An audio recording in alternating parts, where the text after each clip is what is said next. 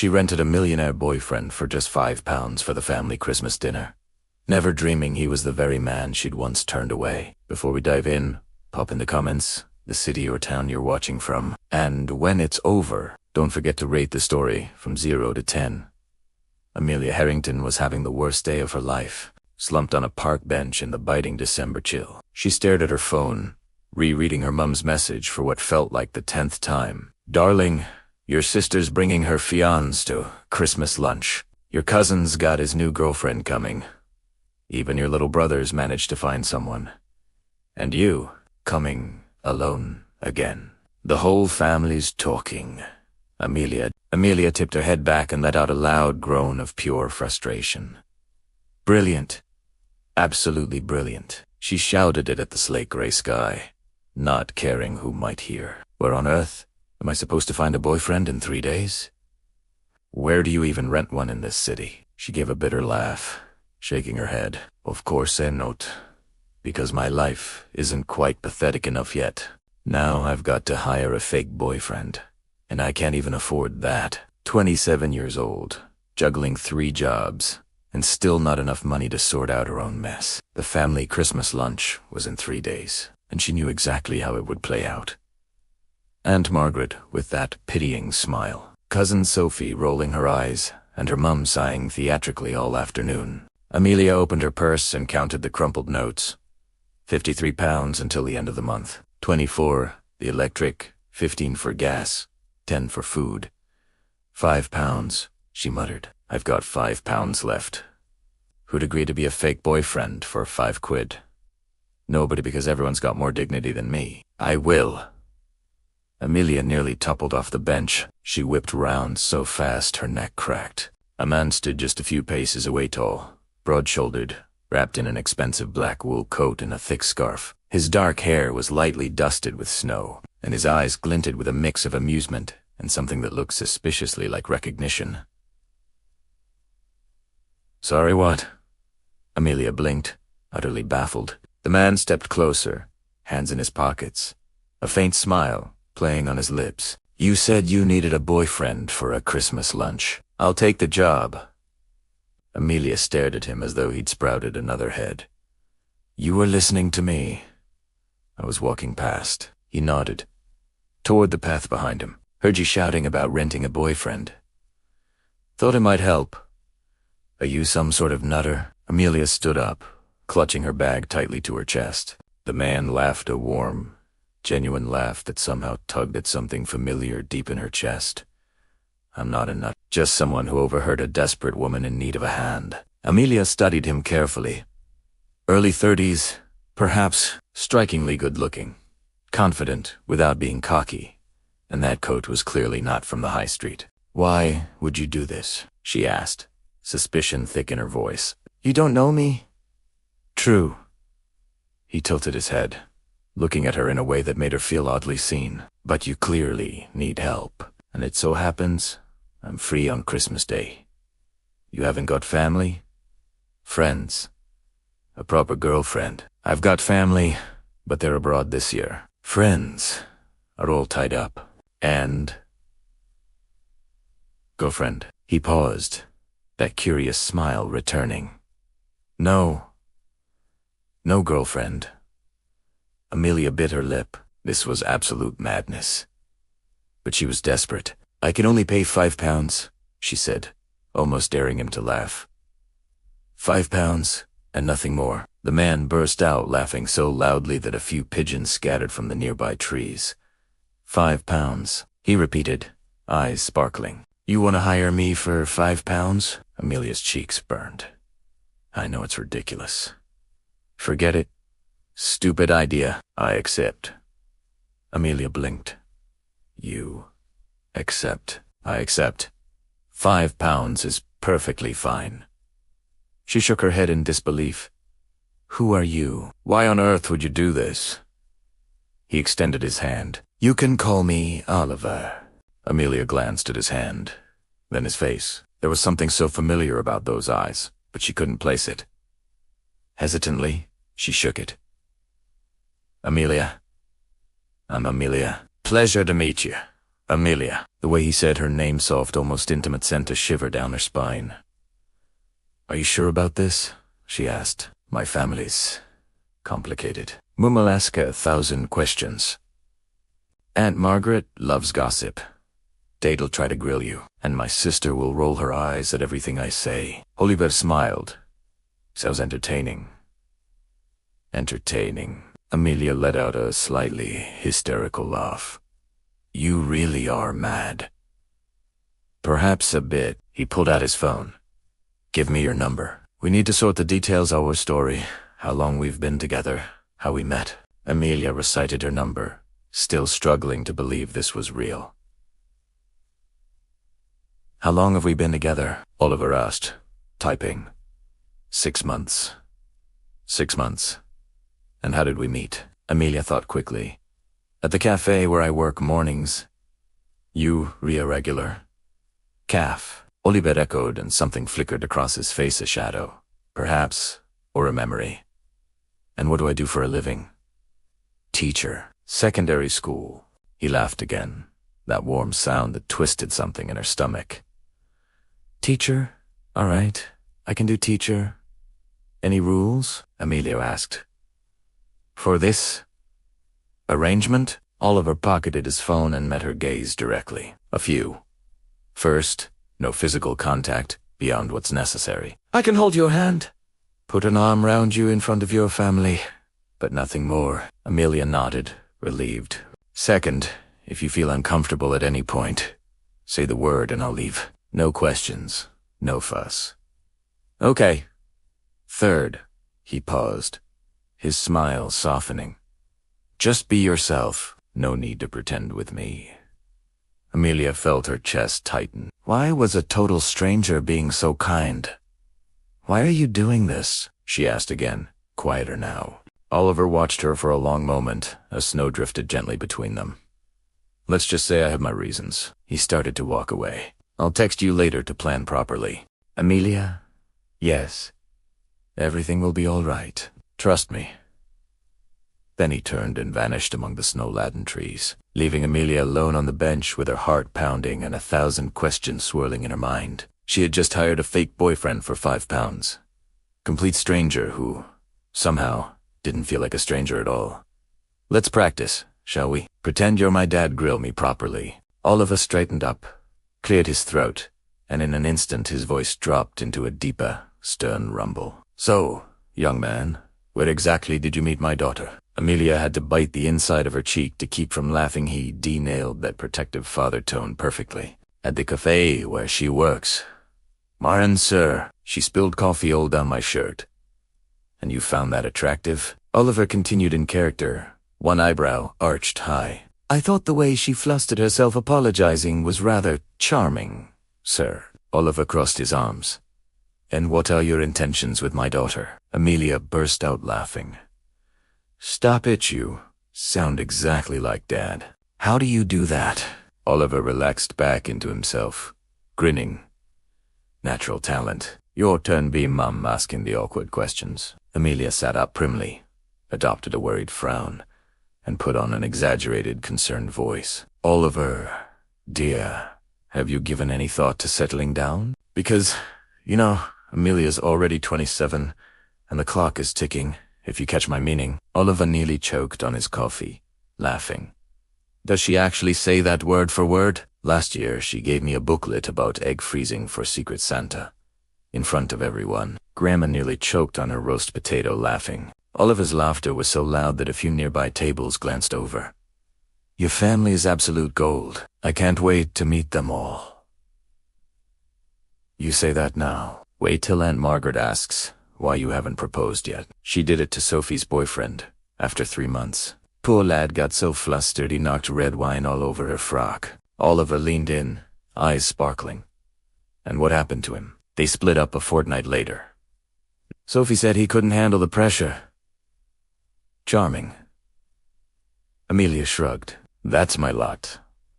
What can you do? They spent the next hour running through possible scenarios. Oliver proved brilliantly quick on his feet, firing back witty answers to every ridiculous question Amelia threw at him. Right? Last one?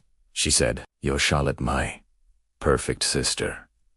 Judge away. Oliver tucked an imaginary strand of hair behind his ear, adopted a smug little smirk, and spoke in a haughty, high-pitched voice. Amelia, darling, it's simply adorable that you've finally found someone. Brandon and I are already planning the wedding cathedral. 500 guests. Honeymoon in the Cotswold Sand, you two. Any thoughts on the future, or are you still pottering along? Amelia clapped, genuinely impressed. That was scarily spat on. I watch a lot of telly, Oliver said modestly. Amelia glanced at the clock and gasped. Blimey, it's already 5. I've got to Dashimon at the restaurant at 6. 3 jobs, Oliver murmured, almost to himself. You work far too hard. Bills don't pay themselves. She grabbed her bag. But thank you for today. It was actually fun. Oliver stood as well. So, I'll pick you up Christmas Day. 7 o'clock? 7's. Perfect. Dinner's meant to be at 8, but we're always late anyway. I'll come to yours. Text me the address. Amelia hesitated. My flat's tiny and a bit of a tip, and the area's not. Though Amelia, Oliver cut her off gently. I don't care. Send it. Fine. She typed quickly and hit send. Done. Oliver checked his phone and nodded. Got it. Oh, and Amelia blinked, surprised. Why? So I can match my tie. Something warm bloomed in her chest. He was taking this seriously. Really seriously? Red. I'm wearing red. Red it is. He smiled. You're going to look stunning. Amelia left the coffee shop with burning cheeks and a heart that wouldn't slow down. This was only a 5-pound arrangement. So why did it feel like so much more? Jessica was waiting outside, arms folded, leaning against the wall. Well, you're smitten, aren't you? I am not. You are. I watched through the windows. You were laughing, blushing, twiddling your hair like you do when you're flustered. Amelia touched her hair self-consciously. I don't do that. You do. And he was looking at you like he's known you for years. Amelia felt a little chill. You think he seems familiar too? Definitely. Can place it, but I've seen that face somewhere. They started walking. Jess, I'm making a massive mistake, aren't I? Probably. Jessica slung an arm round her shoulders. But at least it'll be an entertaining one. Amelia laughed, but the unease inside her grew. There was something about Oliver, something just out of reach, and the more time she spent with him, the stronger that feeling became. The next morning, Amelia woke to a barrage of texts from her mum. Amelia, have you confirmed you're bringing someone? Is he good looking? Decent job. Please tell me this isn't another 3 dits and gone situation. Your sister's already chosen her wedding dress. Amelia groaned and buried her face in the pillow. One day left until Christmas lunch, and she still wasn't sure whether this would work or blow up spectacularly. Her phone buzzed. Agon Oliver. Morning, girlfriend. Nervous. Terrified. She typed back. You stay calm. I've handled worse. Like what? Long pause. Long story. I'll tell you one day. Amelia frowned. Oliver was a master at dodging personal questions. Whenever she probed, he deflected or stayed vague.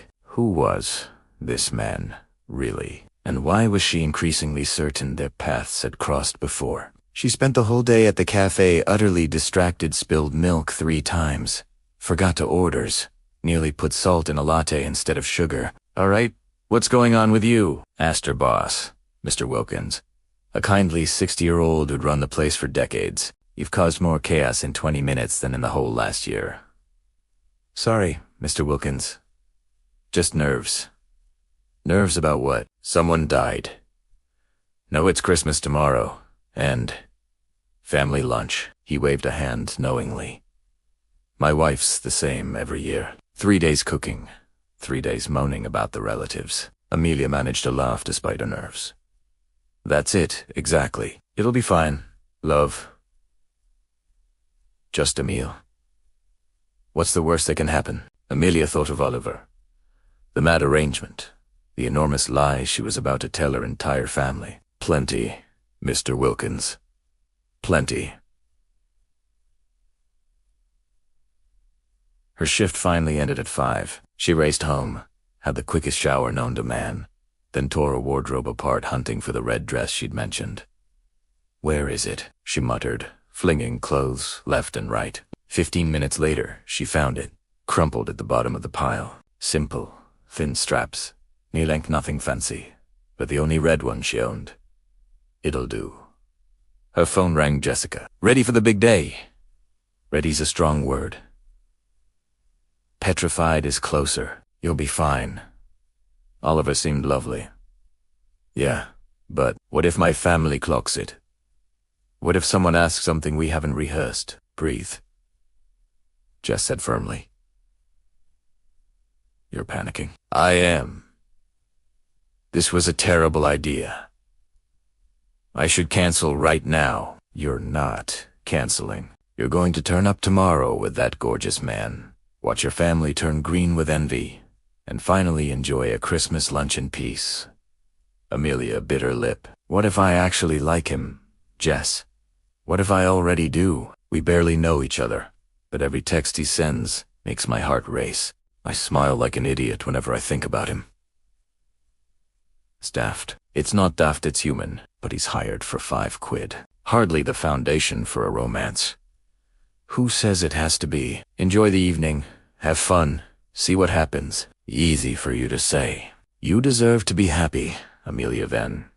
If it's just one Christmas pretending you've got the perfect boyfriend." After they hung up, Amelia stared at the ceiling. Jessica was right. She deserved one good night. Real or not, she'd make the most of it. Christmas Day arrived with her stomach in knots. "You can do this," she told her reflection. "It's just lunch. A few hours. You've survived worse." Her phone buzzed. "Merry Christmas, girlfriend." Ready to meet the clan. As ready as someone leaping out of a plane without a parachute. "Love the confidence. Seriously, if you want to back out, I'll be there at 7. Relax, at least he sounded sure. The hours crawled by. She tried telly, tidying the flat. Reading nothing helped. Full panic mode. At 6:30 she started getting ready. Red dress, subtle makeup, half her hair pinned back, the rest loose. Simple but presentable. Her phone pinged to her mum. "What time are you getting here?" "Charlotte's already arrived with Brandon. They've brought frightfully expensive French wine." "Of course they have," Amelia muttered, rolling her eyes. She replied that she'd be there in an hour and braced for more texts. None came. At 7 on the dot, the buzzer sounded. Amelia took 3 deep breaths and opened the door. Oliver stood there, and she had to grip the door frame. Black trousers, crisp white shirt, red tie that matched her dress exactly, hair neatly swept back, holding a bouquet of white lilies. "Hi," he said softly, smiling.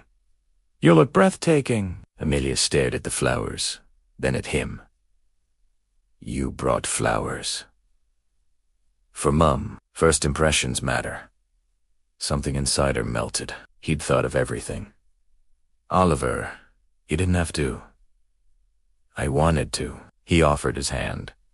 "Ready?" She grabbed her bag, locked up, and slipped her hand into his warm. Steady, reassuring. As ready as I'll ever be. They walked down the stairs in silence. Outside, she expected a cab or an Uber. Instead, a sleek black Audi sat at the curb. "That yours?" she asked, stunned. "It is. But you're a secondary school teacher. How do you have a car like that?"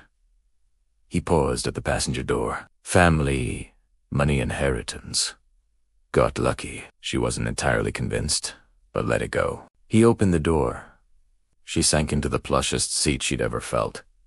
Oliver slid in, started the engine. "Your parents' address?" "Se told I'm," and they pulled away through Manchester's festive streets, twinkling lights and windows, fresh snow on pavements, families strolling in woolly hats and bright scarves. "Amelia," Oliver said after a while, "can I ask you something?" Of course. Of course. Why are you so nervous? It's only your family. You don't get it. They have expectations. Charlotte's a successful solicitor marrying another solicitor. My brother's in tech, earning a fortune, and me, I work 3 jobs just to keep a roof over my head in a tiny flat. And that makes you worth less in their eyes. Sometimes it feels that way. Oliver's fingers tightened briefly on the wheel. Then let's show them they're wrong. How? By being you. You're funny, bright, hardworking. Any family should be proud. Her heart skipped. You barely know me. How can you say that? He glanced at her quickly before looking back at the road. I know you better than you think. Before she could ask what he meant, they pulled up outside a large, warmly lit detached house in the suburbs. Cars lined the drive. Laughter and voices spilled from within. We're here, Oliver said, switching off the engine. Amelia stared at the house, then at him. Last chance to leg it. He smiled and squeezed her hand. Not a chance. Wouldn't miss this for the world. They climbed out together. Oliver kept hold of her hand as they walked to the door. And for the first time in days, Amelia realized she wasn't nervous anymore. He was right beside her, and somehow that made everything feel possible. She pressed the bell. Moments later, the door flew open. Her mum, Eleanor, stood there in a flour-dusted apron, beaming. Amelia, you're here. Then her eyes landed on Oliver and widened. And you must be Oliver. He handed over the lilies. Pleasure to meet you, Mrs. Harrington. Amelia speaks of you often. Eleanor practically melted. Oh, how lovely, and flowers. Richard, come and meet Amelia's boyfriend. Oliver winked at Amelia behind her mum's back. She had to bite her lip to keep from laughing. This was going to be an interesting afternoon. Richard Harrington appeared in the hallway, drying his hands on a tea towel. Tall, broad-shouldered, graying hair. Naturally stern expression that could frighten anyone. So you're Oliver, he said, folding his arms and sizing him up. Oliver didn't flinch. He extended a hand with an easy smile. Mr. Harrington, honored to meet you at last. Richard shook firmly, clearly testing the grip. Oliver matched it without hesitation. Strong handshake. Good. A man needs that. Amelia rolled her eyes. Dad, behave you're not conducting an interview. Of course I am. He's dating my daughter. Need to know he is up to scratch. Richard? Eleanor swatted his arm. Let him in before you start the 3rd degree. They stepped into the warm, fragrant house. The Christmas tree sparkled in the corner. Presents piled beneath. Voices drifted from the dining room. Your sister and Brandon are already here, Eleanor said, taking the flowers to the kitchen. Henry and Mia too, and Aunt Margaret's helping with the food.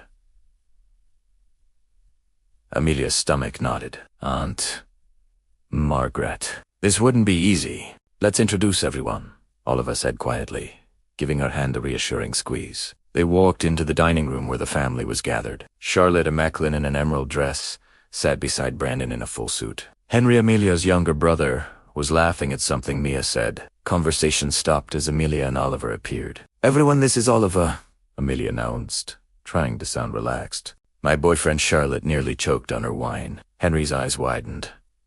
Brandon merely nodded politely. Boyfriend. Charlotte echoed, recovering quickly. Since when? 6 months, Oliver answered smoothly before Amelia could speak, slipping an arm round her shoulders. Met this incredible woman at the cafe where she works, couldn't let her get away. Eleanor sighed dreamily from the kitchen doorway. How romantic. Charlotte narrowed her eyes, suspicious. Funny, Amelia. Never mentioned you. I wanted to be sure before bringing him to meet everyone, Amelia said quickly. You know how it goes. I've brought people before and it hasn't worked out. True enough, Henry agreed, standing to shake Oliver's hand. Good to meet you, mate. I'm Henry, the brother. Oliver, likewise. Mia waved shyly. Hi, I'm Mia.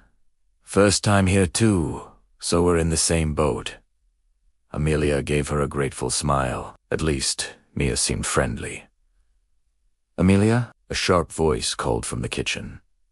Come and give me a hand, Aunt Margaret. Be right back, she murmured to Oliver. I'll be fine, he said with a wink. Amelia slipped into the kitchen where Aunt Margaret was heaving a massive turkey from the oven mid bleached blonde hair.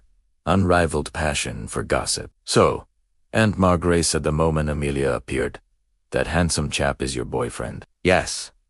"Where on earth did he spring from? Never heard you mention a soul. We met a few months ago. Didn't want to jinx it." Margaret set the roasting tin down and planted hands on hips. "Amelia Harrington, you're keeping something from me. I've known you since you were in Nappy's eye. Can tell when you're fibbing." Amelia's heart raced. "I'm not." "Then spill." "Full name, job, family background. Oliver James, secondary school teacher. Family live outside Manchester." Margaret narrowed her eyes. "Teacher with that car you rolled up in. Family inheritance." Amelia improvised. "His parents are comfortable." Margaret didn't look convinced, but turned back to the turkey. "Well, he's handsome and palatal ready. Streets ahead of that last lad. What was his name? The one who wouldn't stop banging on about computer games. Darren, and it was one datey. Wasn't even a boyfriend." "Exactly. Don't let this one slip away." Amelia returned to the dining room and nearly laughed at the sight. Oliver wedged between Richard and Brandon, the three of them deep in conversation about football like old mates. "I'm telling you, City got lucky that match," Oliver was saying. "Defense fell apart. Second half. At last someone who sees it." Richard slapped the table. "Said the same myself." Brandon adjusted his glasses, clearly miffed at losing the spotlight. "Well, statistically speaking, Brandon loves his statistics." Charlotte cut in with a tight smile.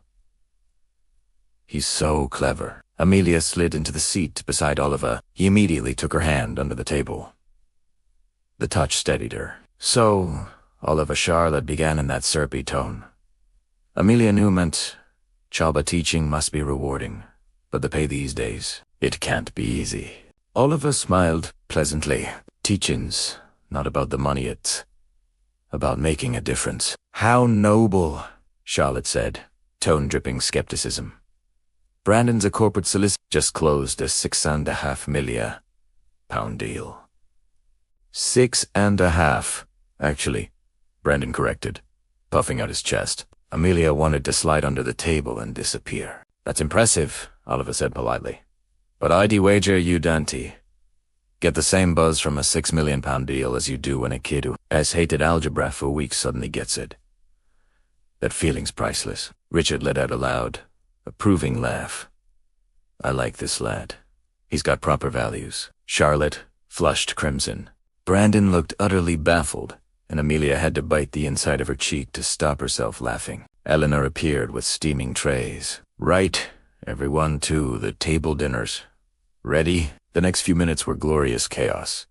Plates clattering, wine glasses clinking, conversations overlapping. Amelia couldn't quite believe how effortlessly Oliver slotted in. He raved about Eleanor's roast potatoes, chuckled at Uncle Charles's terrible cracker jokes when he finally arrived, and even coaxed a genuine smile from Grandma Edith. "Amelia, love." Grandma Edith called down the table. White hair, glowing under the fairy lights. Sharp eyes twinkling. "This one's a keeper. Planning on marrying him. Are you?" Amelia nearly inhaled a sprout. "Grandma, I'm 87. I'm allowed to ask." "Oliver, do you intend to marry my granddaughter?" Oliver didn't miss a beat. He looked straight at Amelia with the softest smile. "If she ever says yes, I'll be the luckiest bloke alive." The entire table fell silent. Eleanor's eyes welled up. Richard nodded like a proud general. Even Charlotte was speechless. Amelia's face burned. It's acting. It has to be acting. Yet the way he was looking at her felt achingly real. "My goodness," Eleanor sniffled. "Richard, did you hear that? He wants to marry our Amelia." "Mom, nobody's talking marriage." Amelia tried, desperate to rein it in. "We've only been together 6 months." "Your father proposed after 3, Eleanor shot back. "When you know, you know." Aunt Margaret leaned in, eyes gleaming. "Oliver, tell us, how did you actually ask her out? Must have been dead romantic." Oliver calmly carved a slice of turkey. "Actually, she asked me." Amelia's eyes went wide. "What was he playing at?" "She did." Margaret was delighted. How? Wrote her number on my coffee cup with a little heart bold asperos. Total fabrication. But the table sighed in unison. Eleanor looked ready to faint with pride. I never knew you had it in you. Say gaspith. Gaspith. That's because she never does things like that. Charlotte muttered just loud enough for Amelia to catch. Oliver heard it too. He turned to Charlotte with a calm, steel-edged smile. Amelia is one of the bravest people I know. 3 jobs, pays her own way. Still finds time to be kind to everyone she meets. That takes more guts than most people ever show. Dead silence. Charlotte went pale. Brandon stared at his plate. Richard regarded Oliver with fresh respect, and something warm and hopeful unfurled in Amelia's chest, something she hadn't felt in years. Dinner eased into lighter chatter. Eleanor kept piling Oliver's plate high. Richard told mortifying stories from Amelia's childhood. Henry teased her mercilessly. Remember when Amelia was 7 and decided she wanted to be a ballerina? Henry grinned. Fell clean off the stage at the first recital. I didn't fall, I tripped on the girl in Franz tutu. You flew 3 feet and landed on the piano teacher. Oliver laughed along with everyone, his thumb tracing slow, soothing circles on Amelia's palm under the table. I'm sure it was graceful, he said, eyes dancing. It was mortifying, Amelia corrected. Mum yanked me out of ballet and stuck me in footy instead. And you hated it, Eleanor added, laughing. Spent every match picking daisies in the penalty box. Even Charlotte cracked a genuine smile at that. After the plates were cleared, Eleanor and Margaret refusing all offers of help, everyone drifted into the lounge. Richard flicked the telly to the match, volume low, while conversation flowed. So, Oliver, Uncle Charles, began settling into his armchair. You're a teacher what subject? They hadn't rehearsed that one. Amelia Feroce. History, Oliver answered smoothly. Mostly British and European. Kids think it is dull until you show them how the past is still arguing with the present. Charles beamed. Always loved history. Then you'll love the real story of how we met. Amelia jumped in quickly, desperate to steer things before the questions got harder. Oliver raised a curious eyebrow. Do, tell. Tell. The version where I didn't just spill coffee on you, I tripped, fell flat on top of you in front of the entire cafe, and you caught me before I face-planted the tiles. Oliver laughed, playing along perfectly. Most spectacular fall I've ever witnessed. All style. No coordination. Oh yeah, have coordination. Course you do, love, he teased. Henry nearly choked on his beer. That is so Amelia. Remember when she tried to rescue next door's cat from the oak tree? Cat strolled down on its own while she was stuck up there for 2 hours.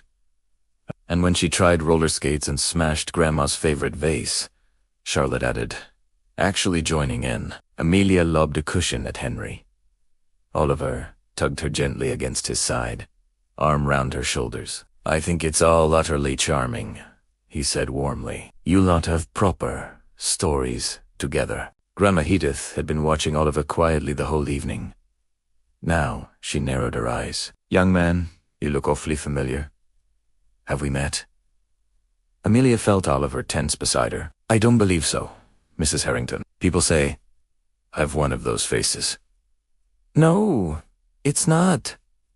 Edith's gaze sharpened. I never forget a face. You remind me of someone, maybe a school parents' evening, Grandma. Amelia cut in quickly. He's a teacher could be. Maybe?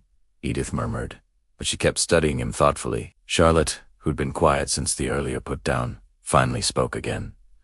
Oliver, where exactly do you live? Didsbury, Chorlton. Amelia's heart stopped. Those were pricey postcodes teachers. Didn't live there. I shared a flat in the northern quarter with a couple of mates, Oliver said icily. Keeps costs down. Must still be steep. Charlotte pressed. Charlotte, Richard warned. Leave the lad alone. I'm only asking normal questions. Dad, Yuri Bing. Rudy Eleanor scolded. Stop it! Charlotte shut her mouth, cheeks pink, clearly fuming. Brandon cleared his throat. Anyone for pudding? Eleanor's made apple crumble. Everyone rose and headed for the kitchen. Amelia seized the moment to tug Oliver into the hallway. Sorry about Charlotte, she's always like that. It's fine. Primera? Expected Italiano. Oliver cupped her face gently, thumbs brushing her cheeks. Everything's going brilliantly, is it? Because it feels like we're one wrong answer from the whole thing collapsing. No one's going to find out. Trust me. Footsteps approached. They sprang apart just as Aunt Margaret appeared, smirking. Sorry to interrupt, lovebirds. Just fetching more, sir. She passed, then paused at the corner. You two are gorgeous together. Don't let this one go, Amelia. When she'd gone, Amelia leaned against the wall. This is getting far too real. Maybe because it is real, Oliver said quietly. Amelia's heart thumped. What do you owe? You two crumbles waiting. Henry Cayet.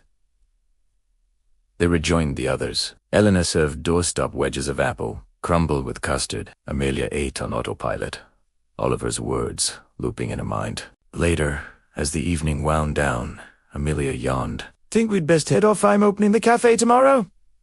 Eleanor groaned. That's tough. Christmas holidays don't exist for you. Bills don't do holidays. Mum. Everyone gathered in the hall for goodbyes. Eleanor hugged Oliver far too long. Richard gave him an approving handshake. Even Charlotte muttered a grudging, lovely to meet you.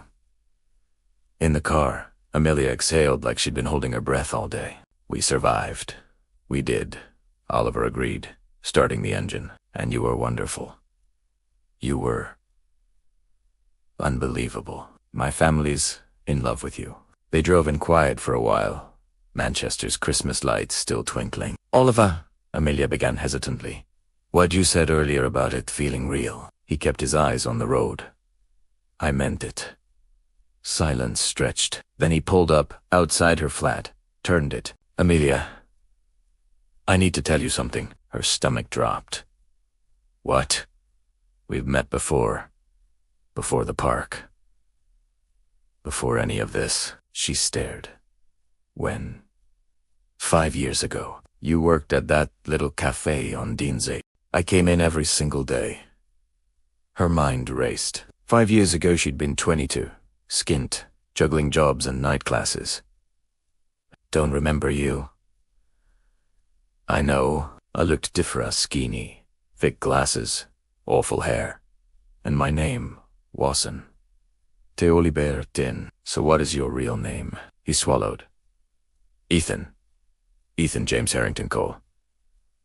The name slammed into her like a train. Ethan Cole, the quiet lad with a cappuccino order, who'd finally plucked up courage to ask her out. And she'd turned him down flat, because she was too busy, too stressed, too everything. Ethan, she whispered. You're Ethan. I am. But you look 5 years. Contacts. Better barber. And a gym membership change a man. He gave a sad half-smile. Why didn't you tell me? Why pretend to be someone else? He gripped the wheel. Because I wanted to see if you'd remember me when you didn't. I didn't know how to say it. So I thought if I could just spend one day with you again properly this time. This was revenge. No. Never. He turned to her, eyes pleading. It was complicated. I never meant to hurt you. Tears stung her eyes, anger, shock, guilt all tangled together. You lied to me, Amelia. I need to go. She scrambled out of the car and ran inside without looking back, even as she heard him call her name. She locked the flat door, slid down it, and finally let the tears fall. Ethan Cole, the boy she'd rejected 5 years ago, had just turned her entire world upside down. Amelia felt her chest tighten. When I saw you in that park, shouting at the sky about needing a boyfriend, it felt like the universe had just handed me the second chance I'd stopped believing in. But I knew if I walked up and said, Hello, Amelia. It's Ethan, the lad you turned down 5 years ago. You'd have told me to get lost. So I stayed quiet. I let you think I was someone else. You lied. I lied by omission, and it was wrong. I know that. Ethan stepped closer, eyes earnest. But everything I've felt these past days, everything I've said to you, every look I've given you, that was all true. Tears pricked Amelia's eyes again. How am I supposed to trust you now? You're not. Not yet. He reached into his coat, pulled out his wallet, and set it gently on the coffee table. But this is the whole truth. My real name, my work, where I live everything. Amelia picked it up with shaking fingers. Driving license, unthinkable. Address in Didsbury Village 1 of Manchester's posh est. Then the business card beneath it made her breath catch. CO, Cole Education Technologies, she read aloud, voice wobbling. You're SEO. My company. We build learning platforms for state schools across the UK. Amelia stared at him, stunned. And you let me think, you were just a history teacher. Technically, I do develop programs for teachers. It sort of counts. Amelia let out a watery laugh that turned into a sob. You're impossible. I know. He took another careful step. I should have told you from the start. It was cowardly, but my feelings weren't a lie. I want to know you properly this time, no pretending. No £5 deals. £5, Amelia repeated, shaking her head in disbelief. You agreed to be my fake boyfriend for £5 when you were a millionaire. Haven't quite hit billionaire yet, he said with a soft, sheepish grin, and I'd have done it for free. You're mad. Mad about you, apparently. Terrible line. Sorry. They looked at each other, the air between them crackling and fragile all at once. Etha, Amelia said quietly, I need time to get my head round this. I know, but... She hesitated, then met his eyes. Maybe we could start again. Properly. His whole face lit up like the Christmas lights outside her window. Really? If you ask me out for a real coffee, no secrets, no fake backstories, I'll think about it. Deal. He held out his hand, solemn and hopeful. Hi, I'm Ethan Cole.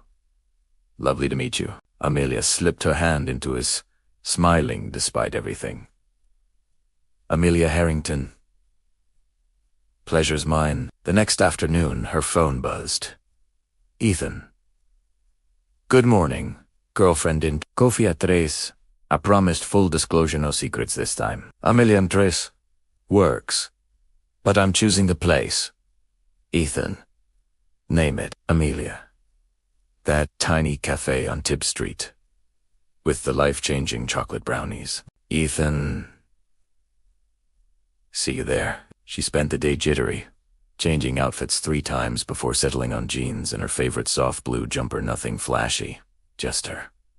Jessica rang it too. So, did you kiss and make up? We're having coffee. Talking properly. Look at you two being all grown up.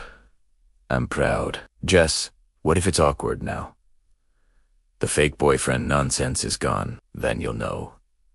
But my money's on fireworks. Amelia arrived 5 minutes early. Ethan was already at a window table, scrolling his phone. When he spotted her, his smile could have powered the northern quarter. Hi. Hi. She sat opposite him, suddenly shy. Got here early. Was excited. He slid a plate across, ordered us 1 brownie to share. You swore these were the best in Manchester. Had to test the claim. They are. Trust me. The waitress delivered 2 flat whites and the enormous brownie. Amelia cut a corner and handed him the first bite. Right, no edits. Tell me everything. Ethan took a breath. Born and raised in Salford, normal family. Dad was an accountant. Mum taught year 6. Got a scholarship to Manchester Uni. Studied computer science. Worked every hour God sent. That little Tib Street cafe was my one treat, 1 cappuccino a day. Amelia felt a pang of guilt, remembering how she barely glanced at the quiet lad in the corner. After Rune, I joined a tech firm. Saved like mad. Then quit to start Cole Education. Nearly went bust twice. But we landed a huge contract with Greater Manchester schools and it worked. How many staff now? 130. Offices here and in London. Bloody hell, worth it when I walk into a school and see kids who hated reading suddenly flying through books because of our platform. Amelia looked at him, this confident, kind man who debuilt something incredible from nothing and felt proud of someone she'd only just properly met. So why on earth did you say yes to £5? Am I mad, family? Because the second I saw you on that bench, so fierce and funny and desperate in the most adorable way, I knew I'd regret it forever if I didn't try again. He leaned forward. I wanted you to meet the man I am now, not the shy lad you politely knocked back. You were never boring, she said softly. I was just drowning back then, too busy surviving to see what was right in front of me. And now I'd quite like to know the real Ethan Cole. They talked for hours about nightmare customers, office disasters, favorite films, worst dates. Both agreed hers with the guy who brought his mum ranked highly. Laughter came easily. Silences felt comfortable. His phone buzzed. He grimaced. Sorry, work. I'll be 2 minutes. While he stepped outside, Amelia texted Jessica. It's going ridiculously well. He's lovely. Jessica. Told you. Now snog him. Ethan returned, rolling his eyes, minus of a meltdown. Handled, you have a company to run, and you have 3 jobs. Speaking of, hesitate. Can I ask something without you biting my head off? Depends. Why 3 jobs, Amelia? You're knackered all the time. Because rent, electric, food, they don't pause. Family can't help. Charlotte earns plenty, but we barely speak. Henry's only just starting out. You shouldn't have to do it alone. That's life. Some of us have to graft harder. Ethan was quiet a moment. What if I offered you a job? Her eyebrows shot up. At Cole?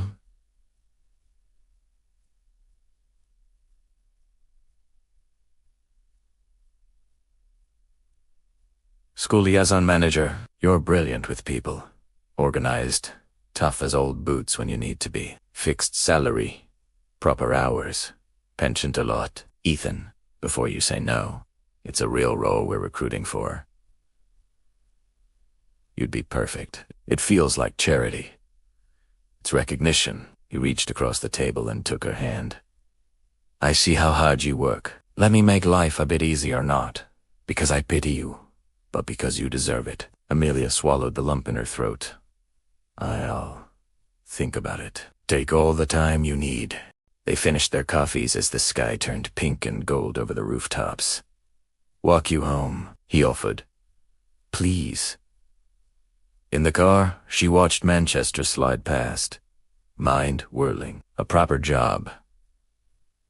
A man who saw her. It felt too good to be true. When he pulled up outside her flat, she turned to him. Thank you for the truth, the brownie, the offer, everything. Have you thought about the job? But he made a Abe, and she added softly, I've thought about us, about giving this a proper go. His smile was blinding. Yeah. She leaned across the console and kissed his cheek, lingeringly. See you soon, Ethan Cole. The next morning, Jessica burst into the cafe, eyes wide. Spill. Every detail. He offered me a job, proper salary, normal hours. Jessica squealed so loudly Mr. Wilkins poked his head out of the kitchen. That's incredible. Or it's pity dressed up as kindness. Jessie rolled her eyes. You and your northern pride. Take the job, snog the millionaire, live happily ever after. The cafe phone rang. Mr. Wilkins called through. Amelia, love, it's for you. Frowning, she picked up. Amelia, it's Charlotte. Amelia nearly dropped the receiver. Her sister never rang. Everything all right? Quick question, Charlotte said, sounding oddly cheerful. Your boyfriend Nathan, whatever he's calling himself, is he? Ethan Cole, of Cole Education Technologies. How the hell? Brandon saw him in a business magazine. Manchester's Rising Stars or something. The photo's definitely your bloke. Amelia sat down hard on a stool. It's him. Silence. Then, you're dating a multi-millionaire and didn't think to mention it. It's complicated. New Year's Eve at Aunt Margaret's. Charlotte cut in excitedly. You're bringing him... Yes, Grandma Edith. Keeps saying she knows him from somewhere. This is going to be brilliant. Amelia groaned and rested her forehead on the counter. My life was so much simpler when the biggest drama was the electric bill. Jessica patata back, laughing. Welcome to your new problems, babe. That night, bone-tired after a double shift, Amelia collapsed onto her sofa and checked her phone. 3 texts from Ethan. Hope today wasn't too brutal. Thinking about you. Sleep well. Girlfriend X. She smiled, thumb hovering, then typed, Mom and Aunt Margaret are planning New Year's Eve interrogation round 2. Want to come and survive it with me for real this time? The reply came instantly. Wouldn't miss it for the world. She added, Also, I've thought about the job, and I'm in. Stat after New Year. Best news ever? Amelia laughed out loud, in her tiny, messy, flat, heart lighter than it had been in years. Second chances, Ethernet out, sometimes came wrapped in 5-pound notes and red dresses, and they were worth every penny. Complicated how? Charlotte pressed, sounding almost giddy. Are you actually together now? We are, Amelia answered, still reeling. But it didn't start that way. Long story. Charlotte let out a delighted laugh. My little sister bagged a multi-millionaire CEO. Who'd have thought? He's not a billionaire yet, Amelia muttered. Still, and look, I know I've not been the world's best sister, but I'm genuinely happy for you. Truly. Amelia felt her eyes sting. Really? You deserve this, and the way he looked at you on Christmas Day. The man's head over. Thank you, Charlotte. That means the world. Just don't cock it up by being stubborn, yeah? Amelia laughed through the tears. I'll try. After they hung up, Amelia finished packing her notebook and laptop, then took an Uber to Cole House, the gleaming glass headquarters at reception. A polished brunette smiled warmly. You must be Amelia Harrington. Mr. Cole's expecting you. 12th floor, last door on the right. The lift doors slid open onto a bright, buzzing, open-plan floor with panoramic views over Manchester. Staff tapped at standing desks or chatted in glass meeting pods. It felt alive. Ethan appeared, sleeves rolled up, tie loosened, looking unfairly handsome. He took her hand like it was the most natural thing in the world. Come on, let me show you your new kingdom. He guided her through the office, introducing her to smiling faces. Development team. Marketing. The big rooms where we do Friday all-hands. Everyone seemed genuinely glad to meet her. Then he steered her into a smaller office, where a woman in her 40s with curly hair and a colorful scarf was ending a call. Amelia, meet Helen Rodriguez, school's partnership manager, and the real brains of the operation. Helen stood, grinning. So you're the famous Amelia. Ethan hasn't shut up about you for weeks. Amelia this, Amelia that. I was starting to think he'd invented you. Amelia laughed. I'm real, and apparently perfect for the job, if Ethan's to be believed. You will be, Helen said, handing her a thick folder. Let's get you up to speed. The next hour flew by in a blur of platform demos, school feedback, and teacher surveys. Amelia asked questions, scribbled ideas, and by the end, Helen was beaming. You're a natural. That suggestion about co-designing updates with classroom teachers, gold. Ethan leaned in the doorway, arms folded, watching Amelia with quiet pride. Told you she was perfect. After the tour, he led her to his corner office, floor-to-ceiling windows, bookshelves stuffed with everything from coding manuals to dog-eared paperbacks, and a single framed photos of his parents on the desk. So, he asked, closing the door, what do you think? Amelia spun slowly, taking it all in. Ethan, I love it. The people, the mission, the energy, everything. You're in? Then, I'm in, but I'll give my 2 weeks' notice properly. Of course. He stepped close, hands settling on her waist. I'm so glad you said yes. Me too. She rested her forehead against his. Still feels like a fairy tale. It's real. I promise. Ah. Knock. They sprang apart like teenagers. Sorry. Boss, a young lad with glasses, poked his head in. Investor call in 5. Thanks, Pete. Ethan sighed. Duty calls. Dinner tonight to celebrate. Can't. Late shift at the bistro till 10. Then I'll meet you after. Ice cream in the snow. You're ridiculous. Ridiculous about you. He stole a quick kiss and dashed off. Amelia left the building walking on air. The next fortnight was a whirlwind. She handed in her notices. Mr. Wilkins hugged her so hard she thought her ribs would crack. She devoured every document Cole Education had ever produced, and she spent every spare moment with Ethan Cinema. Trips with extra butter popcorn because Dee once mentioned. She loved it. Snowy walks through Heaton Park cooking disasters in his ridiculously huge penthouse. Her entire flat would have fitted in his kitchen. And quiet evenings, curled on his sofa watching old films. New Year's Eve arrived with flutters in her stomach. First time facing the family as a proper couple. Ethan picked her up at 7, sharp. She wore a new gold dress. Hair loose, nerves jangling. You look... Wow, he breathed. Good wow. Best wow in the world. At Aunt Margaret's, the house was already heaving. Eleanor enveloped them both in hugs. Richard clapped Ethan on the back. Charlotte smirked knowingly from the kitchen. Then Aunt Margaret appeared, eyes gleaming. Amelia. Ethan, or should I say Mr. Cole of Cole Education Technologies. Amelia. Forose. Relax. Love. Saw the magazine. Very impressive. But you two owe everyone the truth tonight. Yes. Ethan squeezed Amelia's hand. No more secrets. Over dinner, once the Prosecco was flowing, Amelia stood. Everyone, Ethan and I have a confession. She told them everything. The £5 advert in the park. The fake Christmas. The reveal. The real love story that grew from the chaos. When she finished, she braced for outrage. Instead, Grandma Edith started slow clapping. That's the best Ramka, maybe, Eber heard. Beats anything on Hallmark. Charlotte was laughing so hard, tears ran down her cheeks.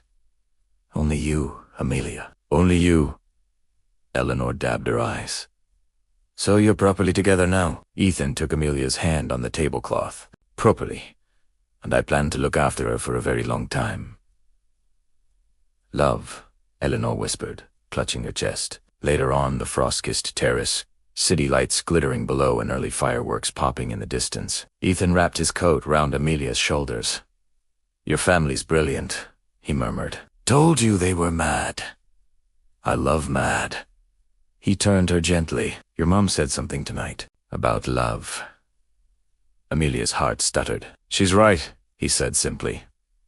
I love you, Amelia Harrington. I think I have since that first terrible cappuccino 5 years ago, but I know I do now. Completely.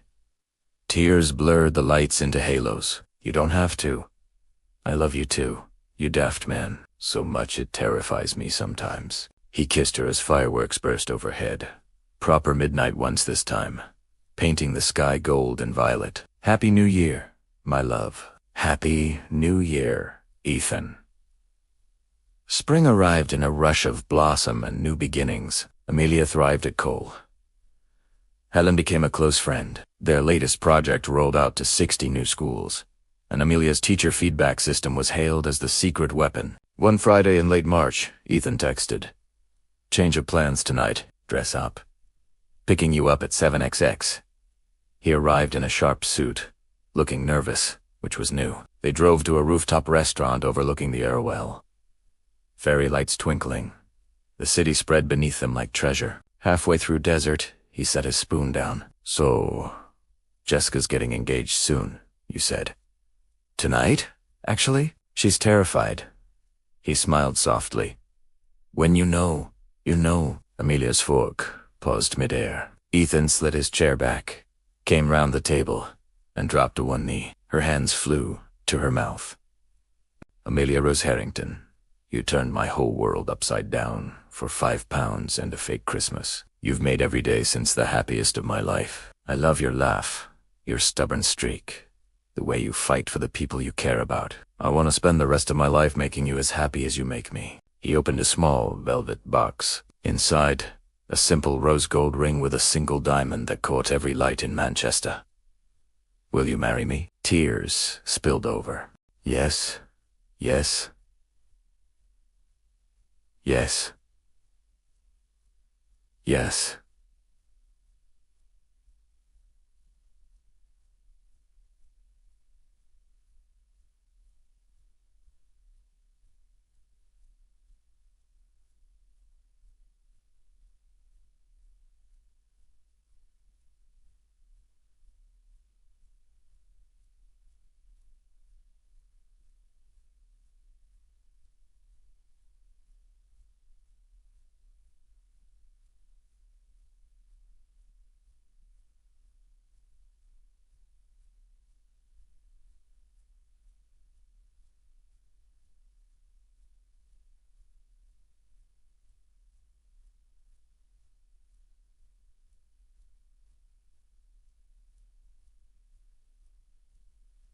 He slipped the ring on her finger, stood, and kissed her as the entire restaurant applauded and the city fireworks somewhere, always setting them off, lit the sky behind them. Later, walking hand in hand along the river, Amelia laughed through happy tears. £5 well spent, Mr. Cole.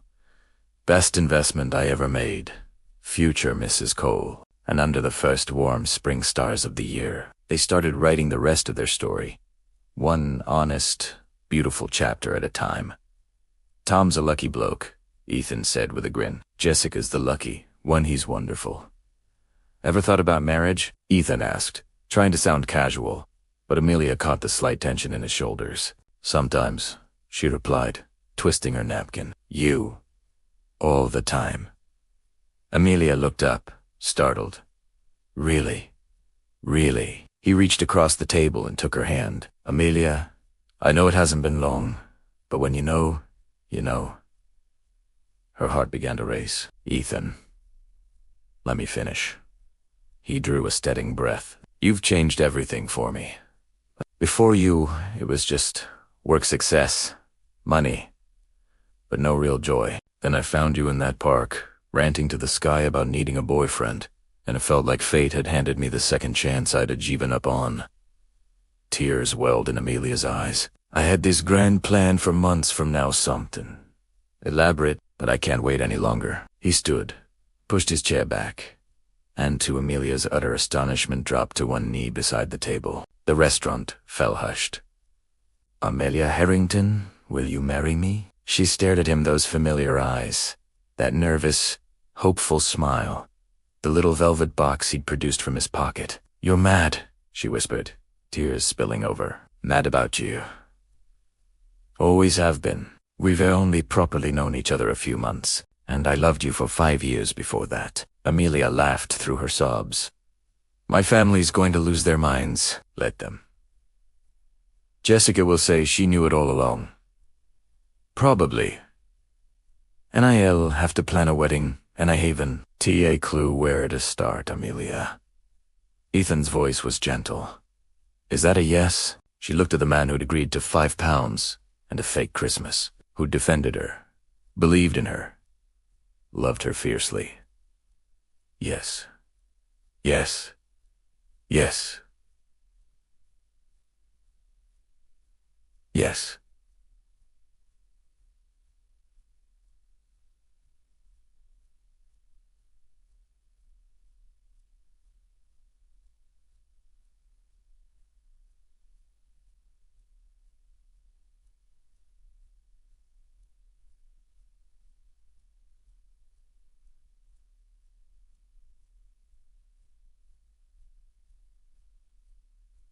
Love. He slid the ring onto her finger, simple rose gold with a single sparkling diamond.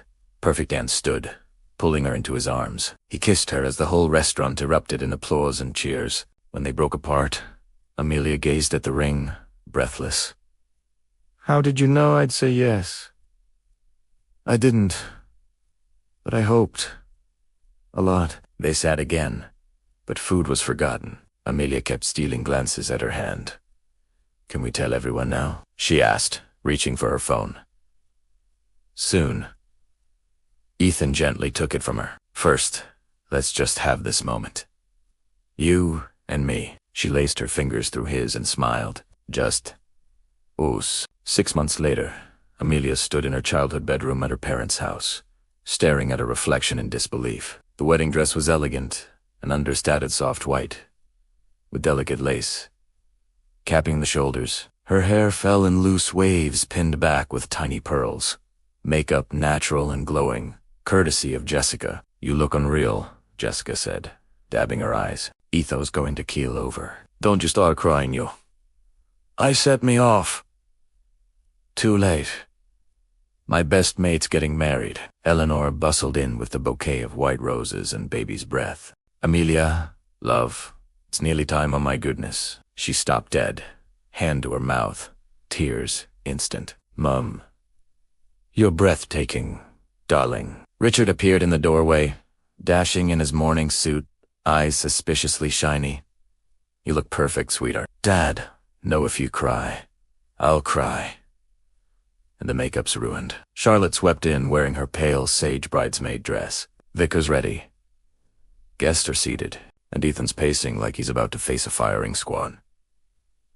Henry had to physically sit him down. Amelia laughed. "That's adorable." "It's ridiculous," Charlotte said, but she was grinning. "You two are ridiculous and perfect." The music started downstairs, soft strings drifting up from the garden. Amelia took a deep breath, linked arms with her dad.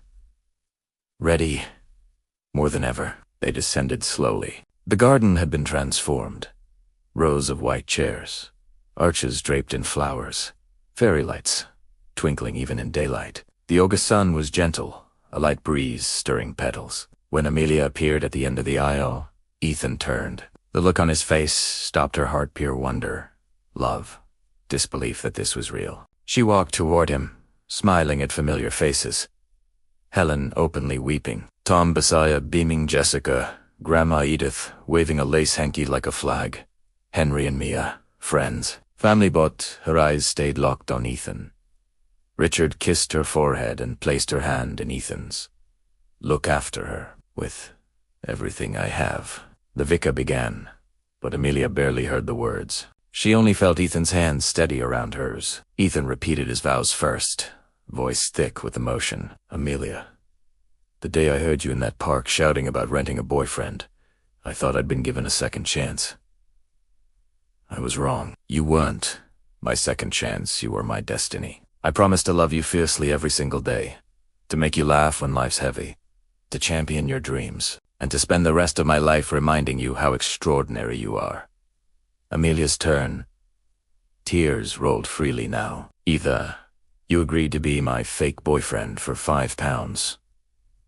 The best fiver I ever spent." Soft laughter rippled through the guests. "You showed me I was worth loving, that my dreams mattered, that I was enough just as I am. I promise to love you with everything I have, to laugh at your terrible jokes, cheer your wild ideas, and remind you every day how much you mean to me today and always." Rings were exchanged, simple gold bands etched inside with the date they met in the park. "By the power vested in me," the vicar announced, beaming, "I pronounce you husband and wife. You may kiss your bride." Ethan cupped her face and kissed her softly, thoroughly, as cheers and applause erupted. When they parted, foreheads touching, he whispered, "Hello, wife. Hello, husband." The reception was everything joyful. Delicious food, flowing drinks, music that had even reached her dancing. Amelia danced with her dad, with Henry, with a determined Grandma Edith who declared she still had moves. Jessica's speech had everyone in tears and laughter. "I've known Amelia 10 years. She's always been the hardest worker, I know." Then she did the maddest thing imaginable. She hired a boyfriend for £5. And somehow that turned into the greatest love story I've ever witnessed. To Amelia and Ethan, Proof that the best things in life sometimes start with the craziest ideas. As the sun dipped low, painting the garden golden, Amelia and Ethan slipped away to the old oak tree at the edge of the lawn. Happy? He asked, arms around her waist. Happier than I ever thought possible. Who knew £5 could buy all this? Amelia smiled, resting her head on his shoulder. It wasn't the £5. It was you. It was always you. They stood wrapped in each other as laughter and music floated around them. Their story had begun with desperation, a lie, and a second chance. Now it continued honest, beautiful, endless as husband and wife. £5 had been the best investment of her life, because it hadn't bought a fake boyfriend. It had brought her a forever love. What did you think of Amelia and Ethan's story? Drop your thoughts in the comments below. Rate it from 0 to 10. What score would you give? Smash that subscribe button and ring the bell for more heartwarming tales. See you in the next one.